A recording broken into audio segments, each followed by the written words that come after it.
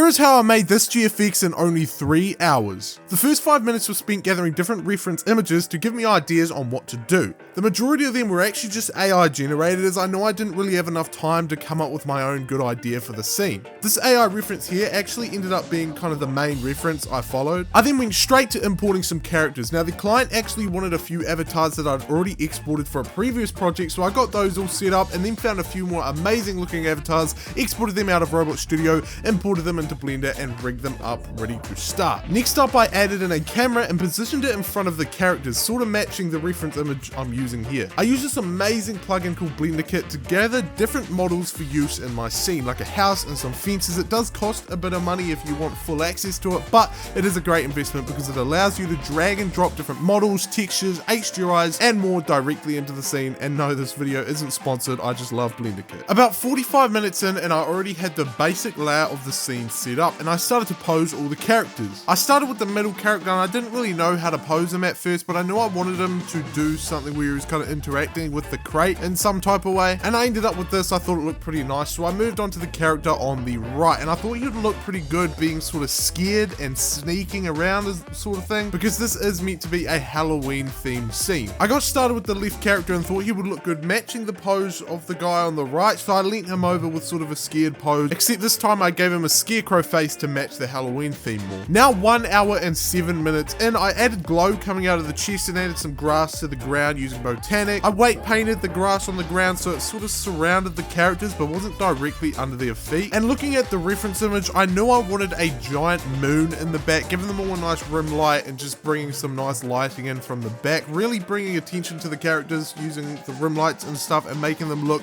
a lot more dynamic. I dropped some trees on either side and used this awesome looking haunted house model with some gravestones as well to make the scene much more spooky. 1 hour and 30 minutes and I started trying to add some nice fog on the ground to make it look a lot more mysterious, but sadly I didn't really use it too much in the final result, which was a waste of about 20 minutes. With only 1 hour remaining, I get started with lighting up the scene. I gave all the characters rim lights and added some pumpkins with point lights inside of them to make them glow. Looking back now, I probably could have done a lot better with the lighting, but to be honest, at the time I didn't really know how to do it that well. But as soon as I was finished with that, I got the scene ready for rendering. I decided to render in layers, as at the time I was learning how to do it, so I organized them all into different collections, then sorted them into their own layers. Here's all the layers I rendered out. With only 20 minutes left, I throw all the different layers into Photoshop to do some not very quick effects. Yeah, that's actually what ended up happening. I ended up going over 3 hours and took quite a bit of extra time just because I couldn't really get the sky done, but we'll get to that in a minute. I first noticed that one of the windows on the house in the back is actually just a completely different color to the rest, and I tried like 4 different ways to fix it and it took up like a good 5 minutes. I then chucked a sky into the back, did some different color gradings, added some different extra little effects like a glow to the chest, and as I said before, I did redo the sky and try different ways to do the sky. One time I was trying to use clouds overlaid on a background, you know, like a night background, but that didn't really look too good. But in the end, I actually found this amazing looking cartoony sky online that I chucked into Upscale, which is just a free app you can download on your computer that lets you AI upscale any image for completely free. Once again, not sponsored, but it is a great tool that I'm always using. After upscaling it, I imported it into Photoshop, did some extra color grading to the sky to match it into the scene some more, and it looked pretty nice, but there was definitely a lot more improvements I could have done to it, which I did actually do, but I forgot to record it. But here is the final result anyway. I went for about another hour or two just really trying to make the sky look good because I really just didn't like how it looked. Alright, and that's it. Looking back at it now, there was definitely some things I could have done a lot better. Knowing what I know now, I definitely wasted my time too much on parts that didn't really add as much to the scene, and I actually rushed through a lot of areas that could have made the final result way stronger. But hey, I guess that's just the fun of these quick challenges you get presented with sometimes. You learn where to focus, you learn what to skip. So even in all the failure and the bad parts of the scene, I definitely learned a lot, and I can't wait until I get another opportunity like this so I can really show how much I learned and show how good I've gotten. If you enjoyed seeing how this all came together, don't forget to hit that like button and let me know in the comments what you would have done differently. Thank you so much for watching, and I will see you all in the next one. Goodbye.